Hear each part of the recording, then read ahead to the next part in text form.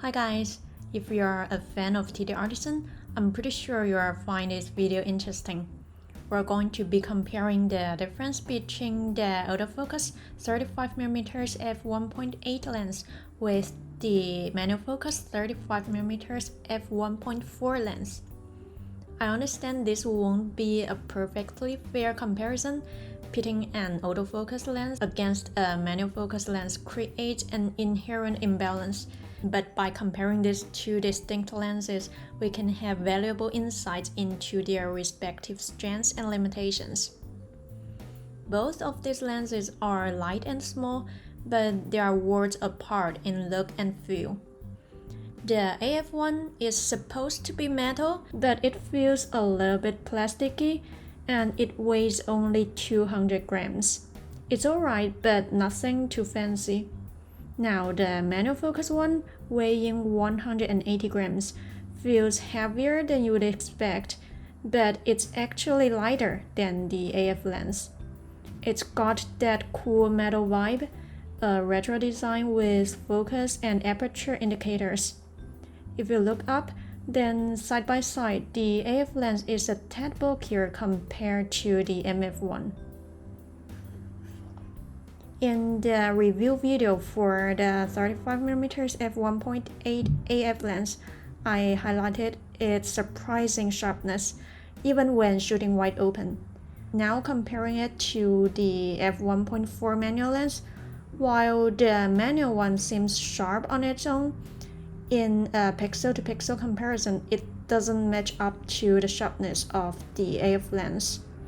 The autofocus lens maintains sharpness across its aperture range, while the manual focus lens hits its sweet spot around f4 to f5.6.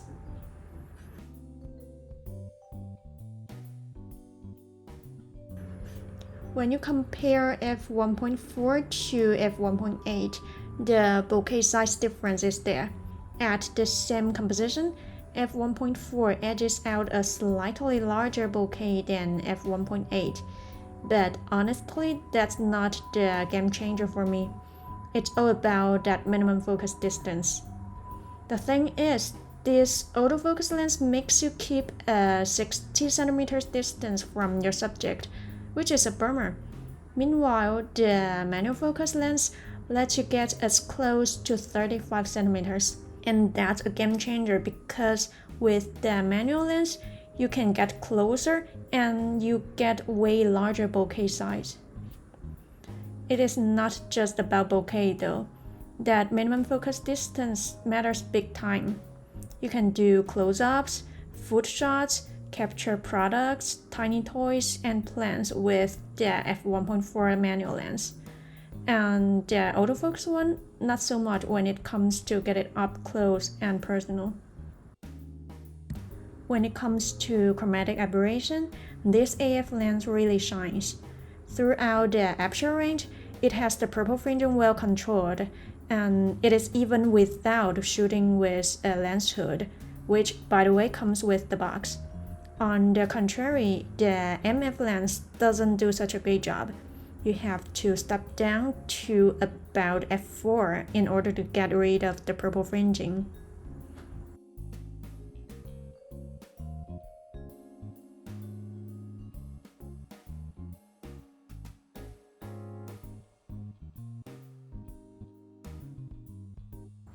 If your main purpose is to shoot videos, I would strongly lean towards recommending the AF lens over the MF one, especially if you are shooting entirely handheld without a gimbal. Most APS-C cameras lack in-body stabilization, so you have to rely on the lens itself. While neither of the lenses has OSS, the AF lens comes with metal contacts that makes a significant difference. With the AF lens, you've got options. You can use the active state shot on the Sony camera, or you can rely on post-processing tools like Catalyst Browse, and both methods work quite well. On the other hand, with the MF lens, while you can still use active steady shot, it ends up cropping the image, resulting in more noticeable shakiness. And the manual lens also doesn't record any driver data, so catalyst browse is not available. I have tried shooting videos with this manual lens. It is not impossible, but you really have to be extra careful when doing any movement. Deciding between this manual lens and the autofocus lens can be a tough choice. Here's my take. If you have never tried a manual lens and you want to give it a shot, the TTArtisan 35mm F1.4 manual lens is a stellar starting point. I have experimented with plenty of manual lenses, and this one stands out.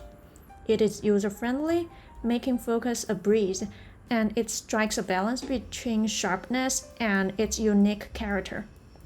Besides, it is compact, lightweight, and it won't break your bank. For beginners diving into manual lenses, this one is a winner. Now, on to the AF lens. Let's say it is also very compact and lightweight and easy on the budget. And sure, there is a lot of 35mm APS-C autofocus lenses out there, but considering the price and performance, this one offers incredible value. If you consider all the factors, this autofocus lens delivers an impressive performance for its price. Deciding which one is better really comes down to your specific needs. Personally, I think these are the important factors you should consider when choosing between these two. Consider your shooting style, your preference, and what you value most in a lens, whether it is manual control and character or the ease of autofocus, and choose accordingly.